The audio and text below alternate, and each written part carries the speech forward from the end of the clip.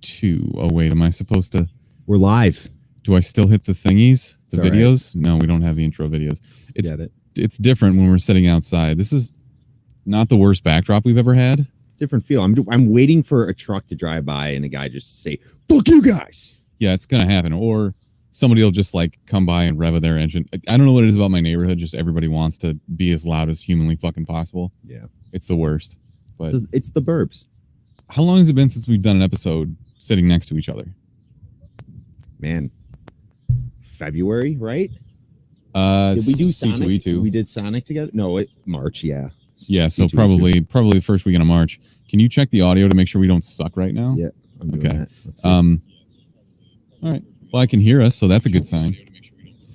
This is a way different thing in that, like, I don't have I could wear headphones right now, but then I'd have to. First of all, it's 1 billion degrees out here. It's hotter than Satan's grundle, and sweaty leather cups on the side of my face don't really sound great. But we're living on the edge too. We're only 5.5 feet away, not 6. So, man, can you imagine if we're real risky right now? The FBI came by right now, just like fucking throw us in prison. We'd instantly be arrested. Yeah. Either way, there's some background noise, so deal with it. Mark, I noticed you still have all your fingers and toes. Successful 4th of July? Yeah. Somewhat. I did see a guy almost blow up his whole dock. Sick. It was pretty sweet. Turn on the comments, by the way. I think Darian's in there. Hey, Darian, let us know if the audio sounds weird. This is our first time doing this, so help us out a little bit. Oh, he's here. He would tell us if it's. Of course, he's here. Darian's the man. Anyways, the dock on fire. Yeah. So I was out in Crystal Lake, which, if you didn't assume already, is basically we were on the Crystal Lake, the lake, and we were watching the fireworks, and everyone was in the spirit. You know, they didn't do the normal. The city buys the fireworks because they didn't want people gathering, all that. So what they Where had. Do people gather though? Like, it's not like people gather around the fireworks. That's what I was thinking. Like, just even if you had it, like if you had a huge park where you usually did your city's fireworks, do it somewhere else where people can't gather. But I guess that wouldn't stop a lot of people. They'd still be like, ooh. But nothing's stopping a lot of people. Yeah. So like, you might as well just fucking do it. I know. But anyways, we were on the lake, and everyone that lived out there had their pontoons. They had all the red, white, and blue lights and everything, and they were doing a little parade around the lake, all cute shit. But this guy, one of Kelly's semi-neighbors, he's close enough to her. She was like, he always does awesome fireworks by himself. No matter what year it is, he'll always do his own fireworks too. So I'm like, okay, let's see how it is. He starts blowing off huge mortars, respectable, like he's about that life. All of a sudden, there's just the sparkly ones that like last a little bit longer. They're not just one big like pop. Sizzle, they're like, yeah. So those are going off on his pier. And I'm just like, maybe that's part of it. Maybe a huge mortar is going to blow off soon. No, all of a sudden, you just see a huge like red, white, and blue mortar just right on the pier. And then like 2 more explode. Like the normal size fireworks you see hundreds of feet up in the air were just exploding right on his pier. There was so much smoke around his house. I'm pretty sure like 40 people were all jumping in the lake, freaking the fuck out. Does it make you realize though, like how big the actual firework explosion is when it's down on the ground, as opposed to a couple hundred feet in the air? Yeah, when it's far away. No, yeah. That shit will mess you up. You will get burned. Ask Jason Pierre-Paul and his 3 fingers. Yeah. So I don't think it went necessarily well for him, but it was still it was entertaining, for the viewers. Have you been to like a fireworks shop and seen how much that shit costs too? Yeah, that's like a few $1,000s probably worth of fireworks. I think I'm just gonna call them a mortar. I don't know what they're really called. Like the actual firework that you see on 4th of July regular fireworks shows. I think one of those costs like $50. Like easily. One of those big mortars, The ones you see at like city fireworks shows are like $100 to $150 really? Each. Damn. So yeah, it's nuts, and to have shit like that just go off without you wanting it to is not a good look. Yeah, right on your pier, probably hitting your house because his house was no more than 100 feet away, I think. I've been following the news, and apparently like places in Indiana are selling out of fireworks because everybody's buying them because you can't go anywhere.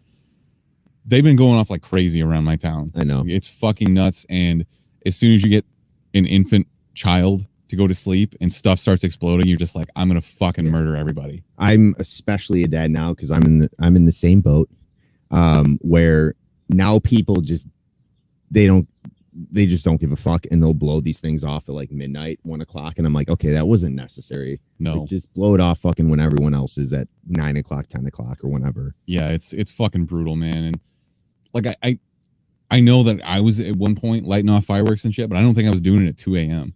Dude, I used to just take what are the bricks that would just go like they just keep popping. Oh, you mean of firecrackers? Like yeah, like fire, like a gross of firecrackers, but like big bricks of them. I used to take big bricks of them and throw them in people's backyards. Like I was a dickhead. Jesus, you are. And now I'm just like that guy. Like shut them off.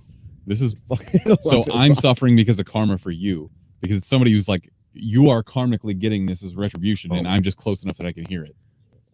So this is your fault. I was like the typical kid that just didn't think about anything that I did. I would just go do it. I was like, oh yeah, let me take this cupcake I just bought at this shop and whip it at this neighbor's window, and I would do it and just run away. Jesus, dude, what a psychopath. I was a dick. I didn't know what I was thinking back then. This is your love for the Joker. Is you just like root for chaos. Chaos with cupcakes. It's me right there. You're a monster. Okay. Speaking of, created a new villain, by the way. Speaking of America, though, baseball's back, and since Brick isn't here, we can actually talk about it. You've been off the grid a little bit. I've been bad with sports in general, really bad. I'm usually bad, but I'm very bad right now with baseball because that's really the only sport I do care about, and I just haven't been keeping up. I just can't wait to throw it on the TV and immediately fall asleep. Yeah, because my child has not been sleeping, and baseball's a perfect thing it's like golf. Golf is perfect to fall asleep to. I feel like baseball is kind of the same way. Yeah. You do get like the crowd up. You won't even have that this year, though. No. Like there's not going to be somebody hits a dinger and everybody's freaking out. It's just going to be silence. No. So we're getting 60 games this year. And I love the people that are like, 60 games, what's the point? I'm like, you don't understand. Like, I'm so happy 60 games are coming back. 60 games is a lot of games. Yeah.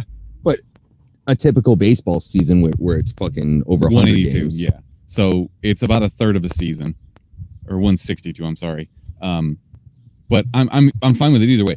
The thing that's most intriguing to me right now is that because of HIPAA laws, so like governmental laws about covering up people's health issues, an entire team is going to get sick with coronavirus, and you're not going to be able to tell them. Like it's just going to be you're going to the injured list, and that's the way that they do it now. Yeah. So if somebody were to get an edge and to know somebody on that team, like think about the gambling implications of that. Note. So gambling in Illinois is now legal. Okay. You can go to betrivers.com and bet legally. It's geofence, so you have to be in Illinois. There are other states where it's legal too, but you get my point. So like if your buddy's buddy is, friends with, I don't know, the third string pitcher, like in the bullpen. Sees him out at a club, and then there was a huge COVID and outbreak. Somebody coughs on him. Yeah. And the next day, all the fucking lines in Las Vegas and shit are like way off. It was because somebody bet it way the fuck up. Yeah. I think that's really interesting. And also just like the aspect that you're not supposed to be able to release medical information about people. And now it's just like, if 5 guys on the team go down, you're going to know exactly what it was. So are they testing all of these players before each game? I think that they're going to rotate it. Okay. So like they get people coming to the ballpark at different times of the day. Mm-hmm. They test certain percentages of the team, and then obviously they rotate. They'll test different people the next day. Yeah. I don't think that they're testing this everybody every day. Okay. Because my thought is, even if that happens, these guys are in top shape. They're really healthy, younger men. And most likely, even if they get it, there's a good chance they're not going to really show any symptoms of it, or it's not about that. The hospital. I'm just saying, if they don't get tested and they're not literally told like you cannot play because you just tested and you're positive for COVID. Yeah. I'm just saying if they're not getting tested before every game, a lot of them I would assume are just going to go play because they won't either know they have it, or they'll just be like, I think I might have it, but I'm fine. Like I can play this baseball game right now. Yeah, that's the fucked up thing. And there are a lot of players now that are kind of opting out of it. Yeah. David Price was a bigger name. Mm-hmm. He was going to play for the Dodgers this year. He got traded from Boston. Mike Trout is still on the fence. His wife is pregnant. Yeah. So yeah, that's literally the greatest baseball player of all time. Yep. Is now saying, I don't know if I'm going to play this season. Mm-hmm. And that sucks. But also I completely get it. And I think now we're at a point, like, do you remember growing up, if you listen to sports talk radio, somebody'd call in and be like, "Oh, that guy's a bum. He wasn't really that injured. Like he could have played." Oh, absolutely. And now people are like, "No, man, Sammy I totally Sosa get it if you don't want to play." and shit, and throwing out his back. Yeah. Kerry Wood hurting himself getting out of the hot tub. Yeah, it's shit like that. I just think it's going to be really interesting, and I think that honestly, a 60-game baseball season is probably better than a full one. Yeah. Like for the amount of interest that it gets, nobody really watches 162 baseball games unless you're an absolute fanatic, right? So 60 games, I've been get everyone watching. I've been calling for years for them to cut it down at least 20 games. Mm-hmm. So like 140, it used to be even 152, I think. Like that would be better. Just to have more off days, and just that's so much fucking baseball. It's going to get all the fair weather fans watching. Yeah. Are they not going to bring anyone into the stadiums? They're not going to do like 30% capacity or anything like that. So Wrigley's a little different because they have the rooftops. Mm-hmm. And supposedly the rooftops will be open at 25% capacity. Okay. But if you think about that, they were already like $200 for a game. Yeah. And that was when there were 81 home games and you could fill them up. So what's it going to cost to go to a rooftop game? I think it's all about demand. You're going to have guys that are going to be willing to pay a shit ton because that's what I'm saying. Want to be out there for a Cubs game. They were also talking like Crane Kenny, who's the manager of business operations for the Cubs, FBS, was talking about possibly having like 20% capacity in the stadium. Yeah. I don't think that the mayor's going to let that happen. The mayor of Chicago. It's going to vary by state.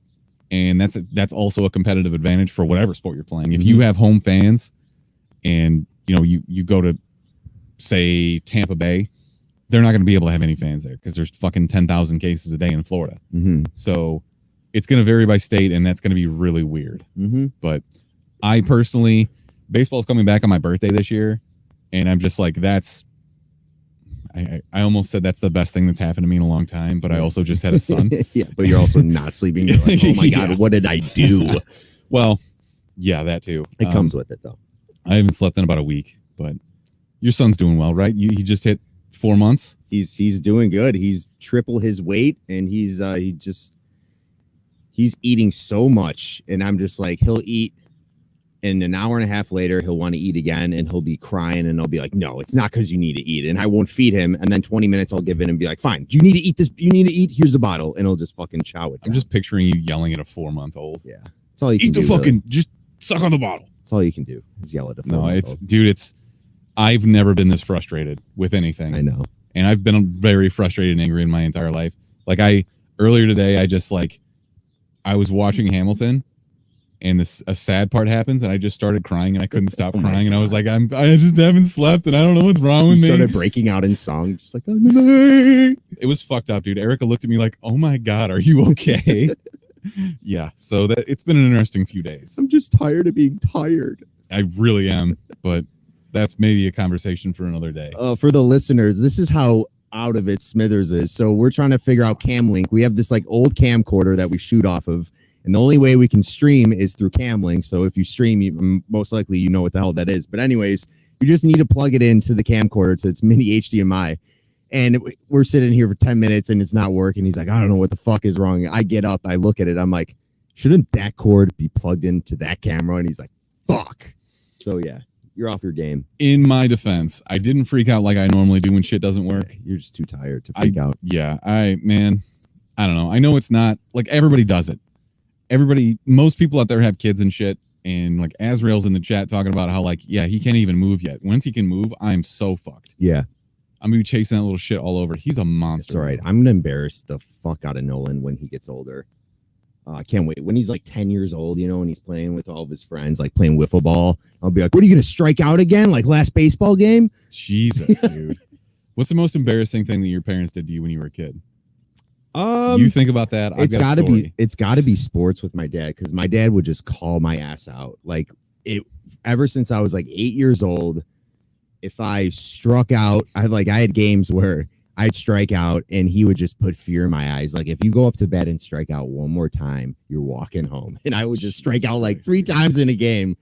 And every time, and this was summer, and I started mowing the lawn when I was like 11 years old. So I'd have a bad baseball game and I'd be so pissed off, but also scared shitless, because I knew I would go home, have to cut the lawn, and then go inside the house. And my dad would just be sitting there with a beer like, what happened? Just like, what happened last game?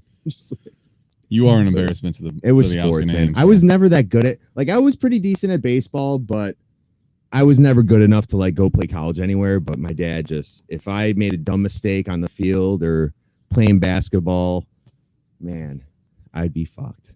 I pretty much quit every sport I ever played, so Yeah. you did better than I did. I also had a really bad temper, so that didn't help me out either. You still do. I do have a really bad temper. You get angry. There's been so many times on the golf course where I have just, I'll tell you one story. I played golf in high school. I was pretty decent when I actually was able to gain like 40 pounds when I wasn't 110 pounds soaking wet.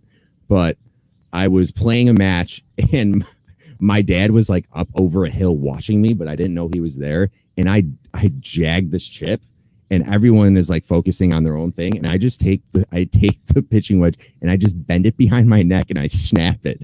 And my dad is like looking at me from behind and he's just like, I saw that. I'm like, oh my God. That's amazing. How long do you think he was following you, waiting for you to I don't know. up? I was like, I was so mad. I'm like, oh, I just need to snap this club right now and just say I lost it or left it on the last hole. And my dad just saw everything. Like, it would have been worse if he didn't tell you that. And then you get home and you lie to him about it. Yeah. Oh, man. Fuck. Well, that was his temper, too, because he just saw that and he was just like, hey. Yeah. I tell this story all the time. It's his birthday, by the way. So happy birthday. Happy birthday, Big John. So my mom, like I came home from college one weekend. I was like a freshman. So I'm like 19 years old.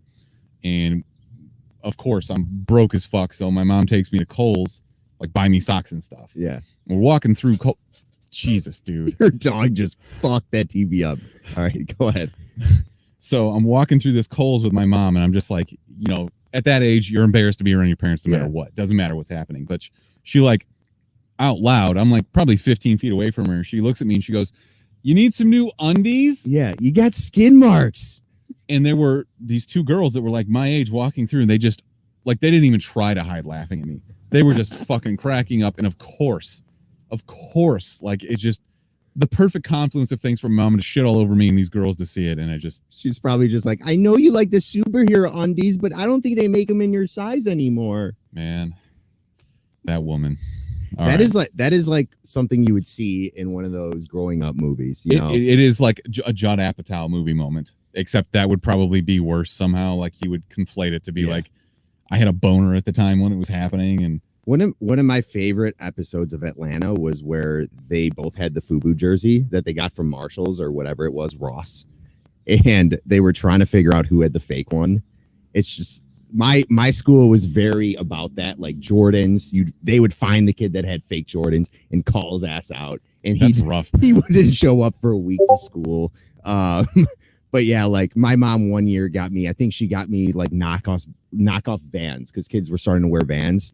They were Keds, I'm pretty sure. And I would put them on, and I'm just like, they don't fit, and they fit me perfect. And I'm like, take these. They're the most comfortable shoes you've ever worn. Yeah, but you just can't wear them. These aren't the right Vans. Man, kids are fucking brutal. Yeah, I hope I don't raise my kid to be that way. I know it's hard though. It's hard being a kid getting picked on. It's the worst feeling, you know. Do you think bullying has gotten worse, or?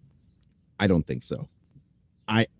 Seeing what I've seen when I was growing up, me being so small and just like I put up with a lot of shit, but also you got to push back. But if you're not a kid to push back, you'll get eaten alive. And that's where it's like, it's hard to say like, well, you were bullied because you were just such a pushover. But yeah, there's always going to be bullying. I don't think bullying has gotten any worse. I think it's gotten easier. Yeah. Like I used to get my ass kicked. The one thing I will say is, when I grew up, we just started having flip phones and shit. So now with iPhones and just having so many media platforms, like you record somebody on everything. If something happened to you, if you pissed down your leg or something and couldn't hold it in, going to class, a kid would catch that on camera. And then you took that a different way than I expected. I figured you'd be like, it'd be all over. Kids would video somebody getting bullied, and then the internet would roast that person being a bully. No, you took it the other way where you're using the phone to bully someone. Your mom got extra egg foo young the night before and like you went overboard, and then the next day like you just couldn't get to the bathroom type thing. Man, that's real specific. And then one kid just caught you on camera running down the hall, something like that. I can't imagine something like that. I'm not saying it happened in real life or anything. But, all right, let's move this along. So you Well, last week we got a dumb question submitted from our guy Darian, who's in the chat right now. Great job, Darian. That was a hit on Instagram. I think over like 40 people were commenting, which is really good. Really good. So thank you for that. So why don't you give me some of the best responses that we got? So if you didn't catch last week, what we were talking about is movies that traumatized you as a child. They don't necessarily have to be horror movies. You said last week Charlie and the Chocolate Factory was one that really fucked you up, which makes sense. Ernest Scared Stupid for me was mine. Technically is kind of a horror movie, but it's also a kid's horror movie, so probably shouldn't have been scared of it. Yeah. But like Pee Wee Herman, I was petrified of growing up. Dude, a talking couch is not okay. And like I've talked about Look Who's Talking Now before, the toilet that grows teeth and starts yelling at a kid like, give me your pee-pee. Yeah. That's horrifying. That's really I will never show that movie to my son. Yeah. There was a lot of fucked up shit growing up, you know, that parents were like, oh, it's fine. And you're sitting there just gonna have nightmares for the next 2 years. So Connor Singleton on Instagram. Well, thank you guys for all of your comments on this post. But he said Bambi. Obviously, that was just a terrible moment. Like, can you imagine if you haven't explained death to your child yet and you show them that movie? And you're like, just watch the first 2 minutes of this movie, please. Oof. Filmmaker 117, Drop Dead Fred, laugh out loud. I've never seen that movie. Oh, okay. Why is it funny? I don't know that it's really funny, but it's like I'm thinking back to it. I'm pretty sure. Or is it just a ridiculous thing? It was like an imaginary friend type thing. Okay. So Fred, it was a girl. It was the girl who played Blossom. Oh, maybe I'm conflating things. No, Blossom, like the TV show. Oh, okay. But anyways, she had like this imaginary friend who made her do fucked up shit. It's been like 20 years since I've seen this movie. It's an older movie. I'm not in that. Cut me some slack. Leland Hill 8067 Halloween. I mean, scary ass movie if you're watching that as a kid. Comic Trees Jaws. I loved sharks growing up. I used to draw sharks, buy every book, and take every book from the library. So I loved Jaws, even when the guy was just getting ripped in half. Do you think that somebody could make a movie today about like sloths or something, and like a giant killer sloth, and make people terrified of sloths? Probably. We should do that. Or pandas. Man, don't make me fucking go off on pandas again. Pandas are the dumbest animals on the planet. They should be extinct. They should have been extinct 100 years ago. That's a hot take. Peter's watching. No, it's not, man. If humans have to intervene to keep a species alive, we are not actively hunting and killing them. We are trying to keep them alive, and they still won't fuck or eat. Like, they should be dead. They eat a shit ton, though, right? But they eat something that doesn't give them any nutritional value, and that's all they want to eat. They only want to eat bamboos. And there's zero fucking nutritional value in bamboo. What does panda shit look like? I don't know. I couldn't tell you. I don't think I've ever seen a panda in real life. Like, bamboo is stringy, I feel like, you know? It's just so many, you know? It's I don't want to think about celery. You know how celery has the strings in it? Yeah, but if you eat a bunch of celery, your shit doesn't come out stringy. I don't know, man. You think it looks like one of those, what are those like croissants that's, I don't know. Like a bear claw? Yeah, a bear claw, exactly. God damn it, I hate that I knew exactly what you're talking about. Fuck. You know exactly what I'm saying. All right, Franz Gambe, or Gambe. Exorcist, yeah. That's scary as fuck. Are there any on there that you see it and you're like, why would that movie possibly, like Azrael's in the chat right now, he says Showgirls fucked him up. I mean, it fucked me up for a very different, mid 90s, 95 probably. I guess I have a laptop right in front of me. I can look it up, but here's one I was like, wow, I was the complete opposite. I loved Neverending Story. Luke Review says Neverending Story. I could get where that's scary, though. Showgirls, 1995. Yeah. Well, like when the horse gets stuck in the quicksand. Oh, yeah. Fuck that, dude. No, that is really fucked up. Yeah, I forgot about that. It obviously, I think like 5 people said it. Wannabe Reviewer said it. It obviously, Darian said how he was coming out of the drain and all the blood coming out the faucets. Yeah.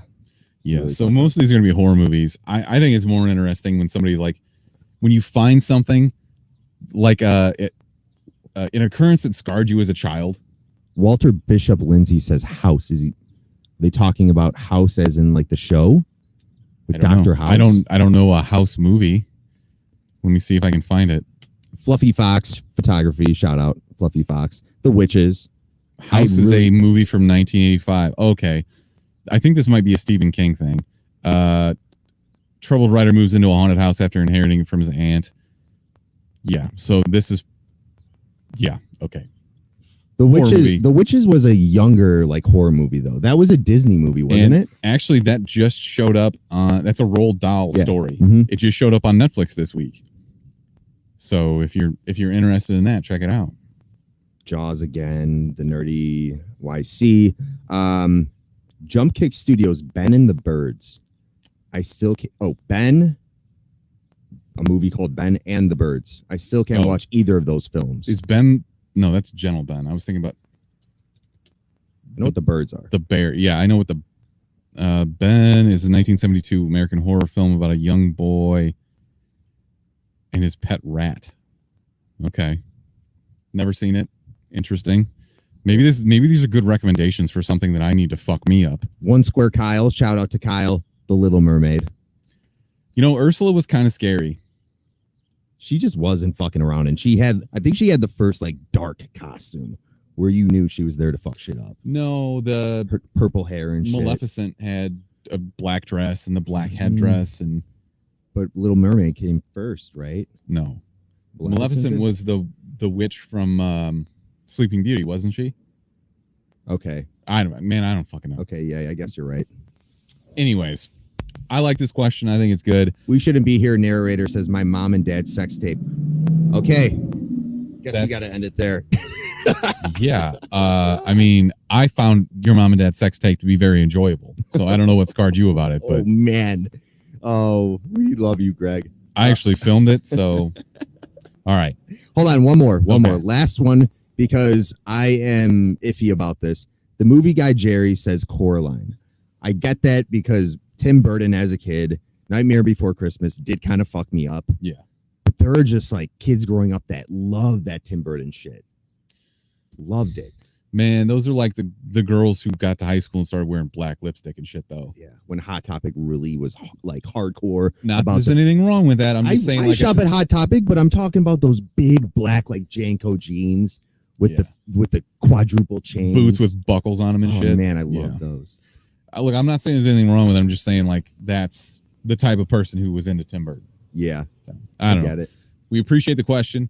If you have questions that you want us to answer, I think we're pretty much open books. Yeah, we love doing this. So, and it makes it less hard for us to try to think of a good one.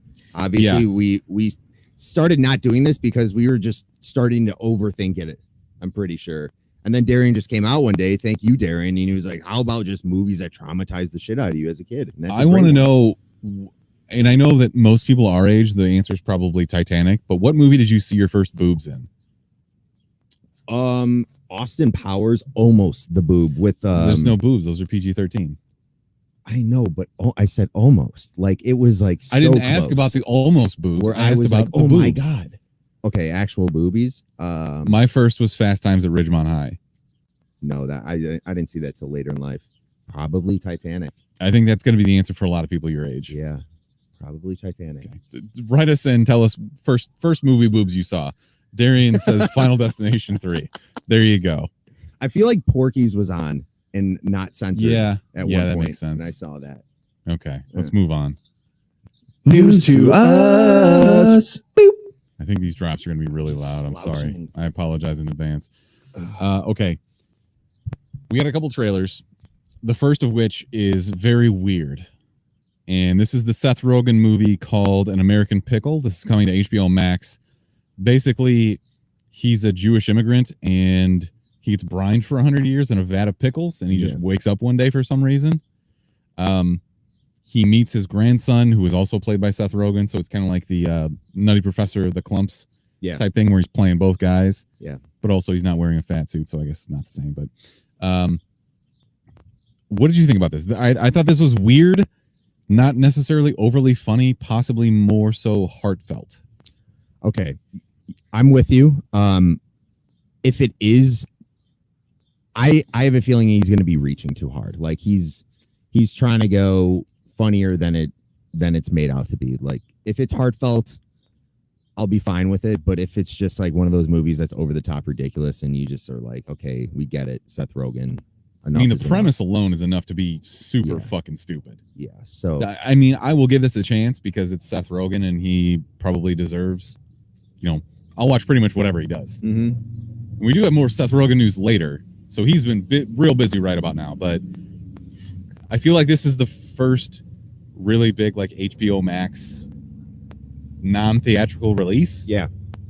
So it's just a ridiculous premise, and we'll see. I don't know. I don't want to make judgment too early, but I think it's a normal premise, but they took it to a ridiculous extreme. Like time travel is not ridiculous. Like so this is just a different reason, and Seth Rogen is just like rolling with a joke. Mm-hmm. So maybe it'll be okay. I don't know. Was he in Chicago? Was that the city he was in? I think it was New York. It was in New York. Okay. Because I think he comes in through Staten Island. Okay. But that would could make be more wrong. sense. Okay. This is a movie that I'm going to let you talk about, and it's called The Tax Collector, starring Shia LaBeouf. Oh, dude, yes. As a gang payment collector. Let's go. But all of a sudden, this gang boss's rival comes in from L.A. Yeah. What? I'm not gonna lie. This actually looks kind of interesting. It does, and all right. If people that don't know like Shia LaBeouf and really like, I've watched plenty of YouTube videos about him and him going into rehab and how disturbing he got at a point in his life. This is like people that don't know a lot about him be like, oh my God, him playing that role. Like, how does that even work? But if there was anyone to play a role like this, it's Shia LaBeouf. I think he can do it. Yeah. I don't know. I struggle with it. Like, so I was reading some of the stuff that like the director and some producers were saying about it. Apparently he got a bunch of tattoos to do this part. Yeah. Insane, man. He's insane. Also like took out a knife and made a cut on his face. And anytime he had to go into a scene where he would have that cut, he would like open the cut on his face. Crazy. He's a psychopath. Yeah. No, I'm not denying that, man. He's been through a lot of shit, and it's definitely sticks with him, but he's tried to make it better. So I don't know. At least he's back doing movies. I really enjoyed Honey Boy. I think he's a very talented director, and I think if he sticks with movies and keeps putting out more and more movies, we will see his full potential, and we'll be surprised at how amazing some of the movies he's able to put out are. I'm worried that he's going to go too deep. Yeah. Well, he already went really deep with Honey Boy. Like, that was a story that was literally about his life. I haven't watched it. I didn't see, what was the Peanut Butter Falcon? Brick loved that movie. You should watch Honey Boy. I don't know, man. I'm not the biggest Shia LaBeouf fan. I know. I realize that everybody can do something good once. Yeah. Like, even Hitler killed Hitler. Mm-hmm. So everybody can do something good once in their life, but I'm not a fan. Yeah. I in some aspects, I don't think he's that big of a fan of himself either. He's not saying like, I'm this great person and you should all love me, but like he made a movie about his life, and I think he was very open about like shit that went on in his life and how he wasn't a great person and how still he has troubles with a lot of the things he's experienced. And that's why he does a lot of stuff, but he's not making excuses. That actually makes a lot of sense. But yeah, I think you should definitely give that movie a shot if you haven't. I just think he's really talented at directing. There's a funny story. One of my buddies, he was in the music business, and I guess he was pretty good friends with Kid Cudi at the time. And Kid Cudi was shooting one of his music videos, and Shia LaBeouf was just there to be there. And he literally told the director like what to do. And he got to the point where he was like, all right, that's it. And he's like, can I just take over? And he took over this music video and shot it for Kid Cudi, like told him everything to do. And it was like one of Kid Cudi's biggest music videos at the time, just because he was like on top of a crane with the camera. Like he was doing all the camera shots and everything. I feel like Shia LaBeouf, he would be that dude who's like an absolute ride or die friend. Like you don't talk to him for 10 years and you call him up. Yeah. You're like, hey, I'm in trouble. He's like, I'm fucking there. Yeah. So I don't know. No. This movie, I don't know how we got here. This movie actually looks kind of dope. Yeah, it does. It's by the guys that did End of Watch. Yeah. Did you say that already? No, I didn't, but that's a good note. I'm excited for this. I don't really know much about it other than that. I didn't recognize any of the other actors except for George Lopez, the comedian. There is that one Hispanic guy that's the gangster and everything. Hector? As bad as that sounds, yes, he is, though. Yeah, he's in there. I also couldn't tell you his real name, so whatever. There is the one guy from Mayans that I'm surprised isn't in this, or maybe he is. He just wasn't in the trailer. I never saw any Sons of Anarchy or anything. But they're yeah, I think it would be good though. Okay. All right. Let's move on to some more Seth Rogen news. So Teenage Mutant Ninja Turtles is getting another reboot. And this is going to be a CG animated film produced by Point Grey Pictures, which is Seth Rogen and Evan Goldberg. Okay. They do like everything together. Take a different direction. So they did This Is the End, Sausage Party, Preacher. When you say CGI animated, that means everything is CGI or Yes. just the turtles No. are CGI? So do you remember the one they did in like 2007? Yes. It was a theatrical. It'll be like that, where Okay. it's all CGI. I think that's a better way to go with TMNT, unless you're going to put dudes in suits like they did in the early 90s, which I'm still a fan of. Mm-hmm. But the fucking Michael Bay ones, where they were giant monstrosities, that was terrible. Yeah. So, anyways, this is going to be directed by Jeff Rowe, who directed Gravity Falls, which is one of my favorite cartoons of all time. So he's like, animation directing is way different than live action directing. Mm-hmm. Like you're directing voice acting, and then you go to the animators and you tell them like how people should look and how they express things. So he knows what he's doing. He also did Disenchantment, the Matt Groening series that I obviously love. And the guy named Brendan O'Brien, who wrote Neighbors, is going to write the script. Nice. So I'm always on for more TMNT. Let's go. Let's see it. Just don't make any more of the shitty fucking live action stuff. Michael Bay did the last ones, right? He directed the first one. Okay. Produced the second one, I think. I'll always remember I think it was a Collider video, but they were interviewing I just know him as, well, now he's in DC's Titans. He's Hawk, I believe. But anyways, Thad Castle. Sure. From Blue Mountain State. So he was being interviewed. He was one of the voices, I believe. And he was just saying how fucking terrible his time was on set, or when he was doing the voice acting. And I was never a fan of those remakes. No. They were fine. They were not well done. Yeah. And actually one of the very first episodes of this podcast I ever did, back when I was doing it with T-Mac, was about the first TMNT that Michael Bay did.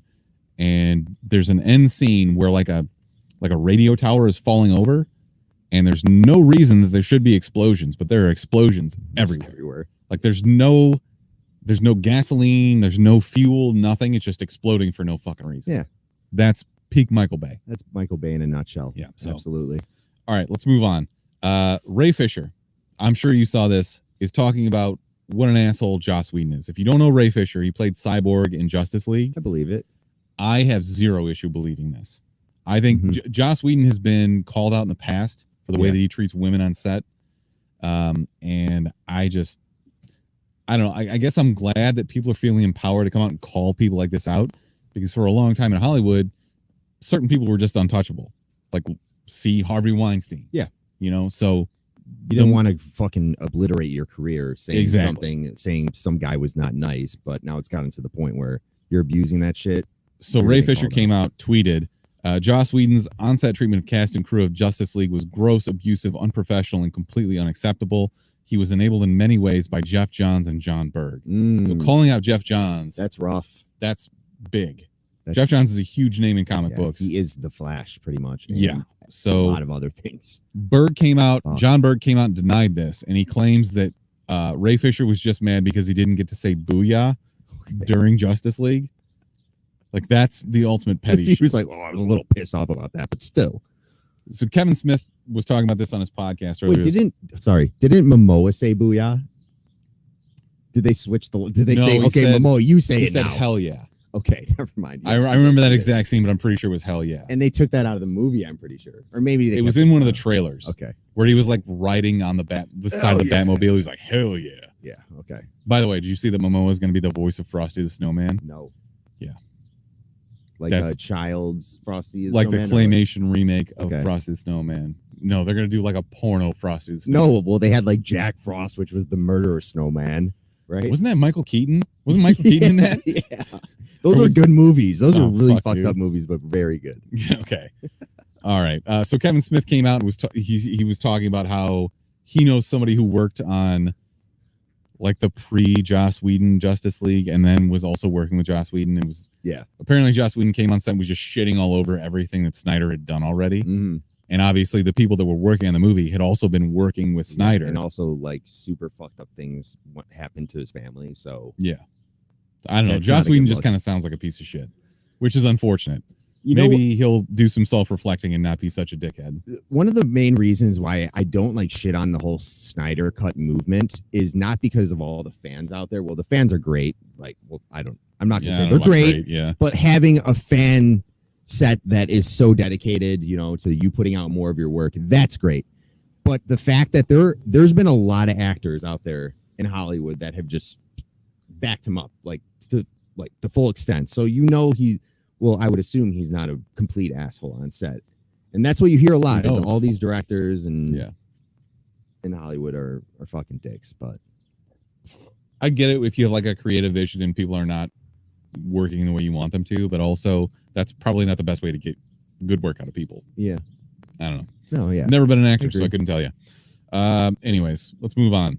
This seems like it's right up your alley because Comedy Central has ordered 2 seasons of a Bevis and Butthead reboot. So this is a direct quote. Mike Judge is back to basically direct and produce this. If anyone other than Mike Judge was doing Beavis and Butthead, I would instantly say, all right, that's not possible. No fucking way. How close do you think we are to another King of the Hill reboot? Hopefully close, because Mike Judge has done some of my favorite animation. King of the Hill is probably top 3. Beavis and Butthead surprisingly is top 7 maybe. Like I have the box set Beavis and Butthead, the 3 discs or they were like 3 actual, like the seasons of Simpsons. There were 3 of those in a box set. Yeah. And it was all 7 seasons of Beavis and Butthead. I love that shit. So the quote is, they enter a whole new Gen Z world and face meta themes relatable to both new and old fans, Generation X parents and their Gen Z kids. It seemed like it was the right time to get stupid again. And that is directly from Mike Judge. Okay. So also kind of related to this, Comedy Central picked up Jody, which is a spinoff from Daria, which was a spinoff from Beavis and Butthead. Yeah. Okay. So there's a lot of shit going on right now. Like, remember they used to call her Diarrhea? Mm-hmm. Just like the dumbest jokes ever. I don't even care. I'm here for it. Dude, I'm curious to see if they're going to do something. Well, they're not going to do the MTV route because it's Comedy Central now. But if they're going to start like having them watch YouTube or something, and they're going to pull up 6ix9ine and be like, look at this guy's fucking rainbow color hair. And just like talking about that kind of stuff. So apparently what they're talking about doing is like ridiculousness, where it's dumb internet videos. Okay. Or like Tosh.0, where it's just like stupid shit that happens and they comment on that as opposed to music videos. Mm-hmm. Which makes more sense because there are no music videos anymore, really, other than on YouTube. But it's an interesting time. There's a lot they can do with it. I think I love Beavis and Butthead, just kind of the way Mike Judge wrote about the influences at the time that media had on like the younger generation. They're like, you watch Beavis and Butthead and as a kid, you're just like, oh, he made a poop joke, or he's fucking, I don't know. They do dumb shit with nachos and all that kind of stuff where they worked. But it was like, there was a message behind that, like how shitty jobs were for kids growing up, like the shitty ass jobs they had and how they had nothing to do and they would just be hanging outside of this gas station. The most fucked up part of that show is that they were in high school, but they lived alone. Yeah. Like together. Yeah. Were they gay? I don't think so. They did call each other gay a lot. They were just best friends. Yeah, okay. I had a best friend like that, we did everything. Okay. Mark, have you ever seen a TV show called Clone High? No, I have not. I've heard of it though. I think that you should do what you can to dig up some YouTube videos. Is this MTV again? This is MTV. Okay. The last 2 were Comedy Central. So Clone High, Phil Lord and Chris Miller are a couple guys we talk about a lot. Okay, well, Beavis and Butthead was MTV. This now was MTV, but is staying with MTV? Correct. Okay. Yes. So Phil Lord and Chris Miller, we call them Lord and Miller, they did the Lego movies. Yeah. They did Into the Spider-Verse. They did the Jump Street movies, 21 and 22. Mm-hmm. They're hilarious guys. They did, back before any of this, so early 2000s, they did Clone High, which was an animated show on MTV. It would air at like 10 p.m. on Thursdays. And it was the principal of this high school was a mad scientist. And he basically just cloned these historical figures, like Abraham Lincoln was in it, Gandhi, John F. Kennedy, Joan of Arc, Cleopatra. So the main character was basically Abe Lincoln, and he was just a nerd. Yeah. And he was always after Cleopatra. And John F. Kennedy was like the jock guy who would beat him up and shit. Gandhi was just this party animal. It was a ridiculous show. So were they Super like over the top. younger versions of themselves? High school. They were Yeah. high school versions. They were all of like themselves. 18, like 17, 18. Okay. All right. They were in high school, and you had this weird ass principal who would clone all these people, and he had a robot that he built, and the robot called everyone Wesley for no apparent reason. Dude, the show was hilarious. I'm so pissed it only got one season, but I'm so happy it's coming back. That sounds interesting that they're bringing this show back. I fucking loved this show. Okay. I'm so glad it's coming back. So if you're out there and you've never heard of this, if you're younger than me, you probably haven't. YouTube something like Best of Clone High or something. Like it was actually hilarious. But I'll check it out. I'll check out that old stuff. All right. Last bit of news.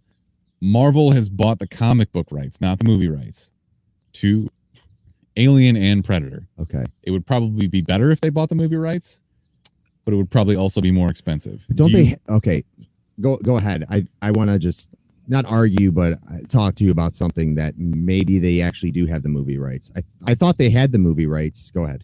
Right. Okay. So, I actually, you know what, that might make sense if Fox made the last couple. Yeah. But anyways, so Dark Horse had traditionally made these comic books. Yep. And they had some crossovers where it was like Batman versus Predator, shit like that. Yeah. Which they won't have anymore because obviously. I mean, are you expecting them to just be dropped into like downtown New York on Avengers Tower or? Yeah. So, okay. So it's Alien and Predator now are in they're now a Marvel property, just like Star Wars was bought out as well. Well, obviously with Disney and everything. So for the listeners out there, the point was that initially you said, I don't think they will have the movie rights, but these were properties of Fox, and Fox is now Disney, yeah. Disney property. So I think they're not going to do anything with the movies right away, but I think technically they would still have movie rights to Predator and Alien now. But yeah, this is cool. The one thing I'm interested to see is they're going to reprint they're going to still reprint. They have all the rights to all the Dark Horse older stuff. That's cool. They're going to probably do a bunch of omnibuses and everything for Alien and Predator. Obviously, they're not going to reprint anything that was DC related because there were the Batman Predators, crossovers and things like that. But I'm excited for this. It's cool to see a property like Alien and Predator go in a different direction now. Dark Horse did a great job with everything they did comic book wise with them, but now I'm interested to see obviously like Predator showing up with the Avengers if they do something like that eventually. But it sounds like right now they're just going to focus on Alien and Predator and reboot those series comic book wise, and then they'll have the option to bring them into a Marvel universe eventually, I think. I mean, I'd be down to watch them just Alien versus Predator, just kind of go at it. Okay, I want to point this out because Azriel's in the chat and he's talking about a show called Final Space. I fucking love Final Space. Final Space originally aired on TBS, and I think it got moved to either Cartoon Network or Comedy Central. Conan O'Brien show, right? Yeah, so he produced it, and he did a couple of voices on it too. He did like the weird overlord guy that was an alien. Mm-hmm. I love that show. I don't know that it's coming back, but I think there are 2 seasons out there. They're on Hulu. Okay. So check those out. Thanks, Azriel, for the suggestion. That's great recommendation. I completely just got lost. Oh, we were talking about Alien and Predator. Yeah. I mean, would you buy an Alien or Predator comic? I have. They're fine. Exactly. Like that's the exact sentiment I was trying to capture. That's why fine. I'm curious because Dark Horse had the properties for so long for the comic books. It's now I'm just interested to see who Marvel brings on. I believe David Finch is doing the art now, and he already drew some of the art for it. He drew Predator on top of Avengers Tower. It was fucking so sick. Yeah. But they also said, as I mentioned, they're going to focus on Predator and Alien in their own series. They're not just going to throw them in a crossover right away. They want to get the stories right and get the people on to write the books and do the art and set up an actual good Alien and Predator series. So I'm excited to see that and see where they go with it. That's fair. But yeah, should be good. Okay. I need to play a drop right here, don't I?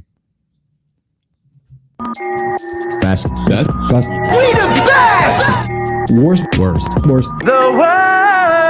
She's the worst person in the world. Huge skank, terrible, but thank you. I apologize if these drops are super loud. I can't really control that right now because I'm not at my PC. Get over it. All right, so I don't really have one this week, mostly because I haven't slept. But there is possibly a best amoeba alive. Okay. Because tell me about it. I love amoebas. And this is just a headline that I snagged a photo of. A rare case of brain-destroying amoeba has been confirmed in Florida. So it's possible that this amoeba is just going to take out all of Florida, so we don't have to worry about it anymore. It might have stemmed from the guy that was on Tide Pods like 2 years ago that was biting people and like trying to eat them. He was also tripping on like LSD and bath salvia. salts, yeah. Yeah, or bath salts, yeah. Yeah, for sure. It could have stemmed from that guy. Who knows? Man, it's rough because I have friends in Florida, and they're nice people. But they love bath salts, you know? It's just... I'm just kidding. They feel I like Florida people too. I think they're just like, they think they're invincible. Yeah. The worst things in the world are going on in Florida right now. Like 10,000 fucking cases a day. Yeah. That's so much worse than ever was in Illinois. That's, I don't know, man. Florida's just Florida, man. They just do their own thing. Meet people like that, I guess. You got a best man alive? I do. This guy didn't really do anything, you know, spectacular or save a fucking baby that was stuck in a tree, if that ever happened. How'd a baby get in a tree? I don't know. You know, but sometimes I'm like, I wouldn't be surprised if this baby just ended up in the tree right now. Okay.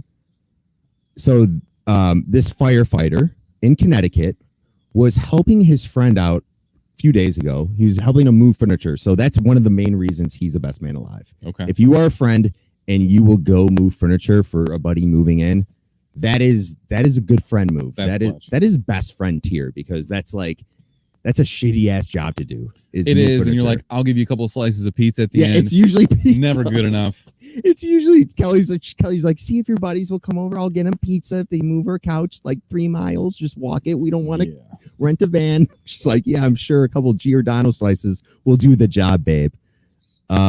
Anyways, he was moving a couch in his buddy's new house, and the floor caved in and he plunged nearly 30 feet down a fucking well. And this ties in to our dumb question of the week, which is what movie growing up fucking terrified the shit out of you? Ring was one of those for me. And I'm just thinking like, if I fell down a well 30 feet, I would instantly think like, how are my legs? No, I would just think about like, is there a fucking dead little girl in here just about There's to a little surface in the water? The ghost of a little Asian girl with like her hair covering her face. Yeah. Yes. My legs would they would for sure be broken. That would not be the first thing to cross my mind. I'd be like, is there a little girl in this that is going to fucking come back alive and bite my neck right now? Okay. So anyways, props to this guy. Christopher Town is his name. Good friend, moving a couch for a buddy. And he just had some shitty stuff happened to him. That guy will never help anybody move again, right? He'll never help anyone ever again. I did want to mention one other thing, and I will never ever commend Walmart for literally anything else that they ever do, but they are turning some of their like pretty much empty parking lots into drive-in theaters. Okay, which is kind of a cool idea. Yeah, it's good for like community. It helps people feel more normal and stuff like that. I feel like we should have more drive-in theaters. Are they profiting in any way though from it? I'm sure that they are. Okay, but if it's, I don't know, it feels relatively harmless. Yeah, so I guess that's okay. I guess. I don't know, man. I'm struggling to find any good thing that's happening. I'll give them the benefit of the doubt, just because of what's going on in the world right now. All right, let's move on. All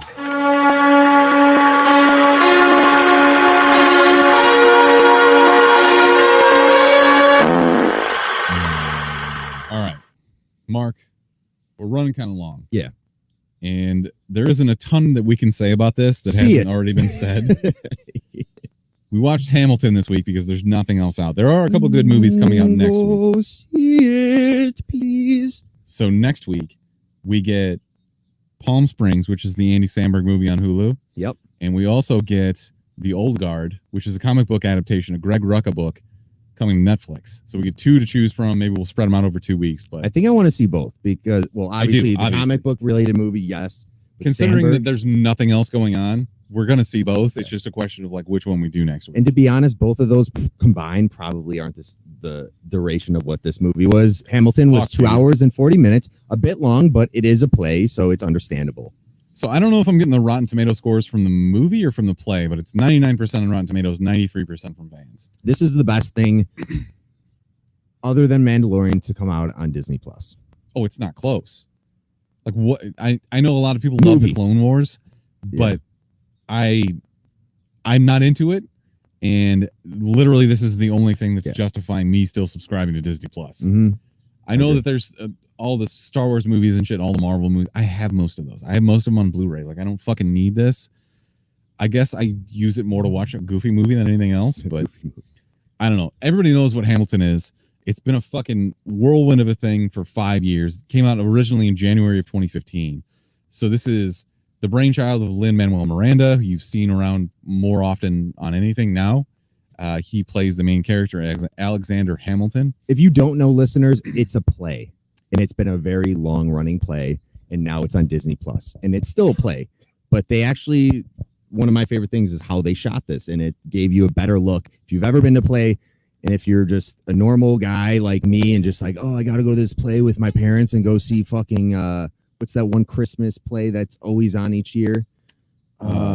You're asking the wrong person about plays. Dude, whatever. I sit up in the nosebleeds and you can't see shit. And that's the one thing I did like about this is you could actually get a good look at like the expressions on people's faces. So we had this conversation a little bit in the Discord about whether it would be better to see this live or whether this was the actual better interpretation. You know that watching this, there are absolutely no fuck ups in the entire staging. Like they probably shot more than one occurrence of this per night. Like they probably shot like a week worth of these all together and then cut together the best parts. Yeah. I think this was perfect. And I'm not one to want to leave my couch. I know that I say a lot of times I want to go to a movie theater and stuff like that, and I do. This is different. I think plays are way different. The seats are always way too small and uncomfortable. You pay what, $15 for a glass of wine and you got to fucking get up and get it. There's an actual intermission. Yeah. Fuck that. But I kind of disagree because I think like I'm not a play guy. I know there's those guys out there, but I'm not a play guy. Like I will go see a play a year and I think it's just the experience, you know. I have no problem with plays. Like the culture, I get it. The long tail tuxedo, you have to wear one. They won't let you in without one. You got to wear one of those, and you go in. You overpay for a glass of wine. You just laugh at a guy belly laugh like, oh, it's great. You get your monocle on, yeah. So I just pictured Bugs Bunny as a conductor, like a play where he's wearing the long coattails and shit. Once a year kind of thing. I'm just not in. The only play that I ever went to go see, I think, was what's the one that Trey Parker and Matt Stone did? Book of Mormon. Yeah, Book of Mormon. I did not see Book of Mormon. That's the only, and it was really good. Don't get me wrong, but I think if they made a movie out of it, it'd be better. Yeah, I agree.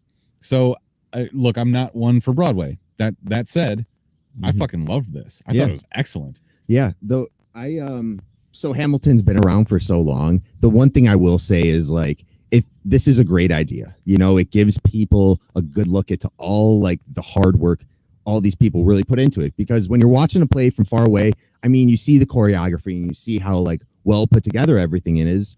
But when you see it up close and you see the beads of sweat dripping down their faces and them actually singing and the emotion and everything that's going into it, you don't get that experience, you know, watching it. Not at all. In an actual opera theater or wherever you're seeing it. So I did like that part of it. But I also, I don't know too much about it, but I'm pretty sure all these people that work so hard, they make a lot of money from, you know, ticket sales for the play. So yeah. I wouldn't want to see, you know, this go in one direction and saying like, okay, now we should only be doing this, you know, from a streaming service. But I think if they had it as an additional option after a long running play was so successful, I think that's a great way to show people like, hey, this is kind of the thing you're going to be getting into if you go see a play. Because there are people that are like, I'm not seeing a play, you know, when realistically they might like it more than they thought. So. Yeah. And look, I'm not trying to shit on plays. I'm just saying if I have the opportunity to sit on my couch and watch something, that's probably where I'm going to go. Yeah, no, I agree. The other thing I wanted to say about this is that it is mostly unknowns. You got Lin-Manuel Miranda, who actually became known because of this, but also you had Daveed Diggs, who we've talked quite a bit about lately, actually. So he was we did an episode on Undone, the Amazon show. He played a big part in that. I feel like he's more of an up and coming actor, and also he played two parts in this. He played Marquis de Lafayette, and he also played Thomas Jefferson. So that speaks to his range. Yeah, like for him to drop that French accent and shit, and just like, there's really nothing I can say about this that's either not a spoiler or something that somebody hasn't said about it already. Yeah, I think it does a great job at like it hits on a lot of different emotions. You know, it can make you really sad. There were certain parts where I was laughing, and I didn't think I was going to be laughing. You know, starting this up on my TV. And I think everyone that was, it's amazing to see that this was definitely done in one shot. You know, there's movies like La La Land where you have to respect because you're like, oh my God, that was all one shot. That was like 8 minutes long. This is a 2.5 hour. This is a 2.5 hour play. And it's can you imagine having to memorize all those fucking lines? No way. And I get like these people have been doing it for so long, you know, they've probably been doing this for Doesn't years, matter. you know, does not matter, dude. You have to give them respect, you know, and they deserve that respect for being able to memorize all these lines, all these dance moves. And it's fucking impressive. It is. Everything about this production was impressive. Yeah. I'm very happy that it came to Disney because I feel like you said, they were really lacking. Yeah. And this was a reason for me to not cancel it for another 3 months or whatever until Mandalorian comes back, I guess. Yeah. There were some parts in the first act where I was like, I don't really care about this, like his love interest. But then in the second half of the play, probably the third act, it becomes much more relevant. And you kind of see like why they were setting it up and what they did. There's really not enough I can say about this. I think it was very well done. It was excellent. Absolutely recommend it. It is a see it from me. Yeah, so I'm gonna say see it as well. Like I said, there's really not much debate up for this. There are a lot of people out there right now that are like, oh, it's kind of tone deaf, I guess, because you're talking about a bunch of founding fathers who most of which were slave owners. Yeah, and they portray Hamilton as someone who's an abolitionist.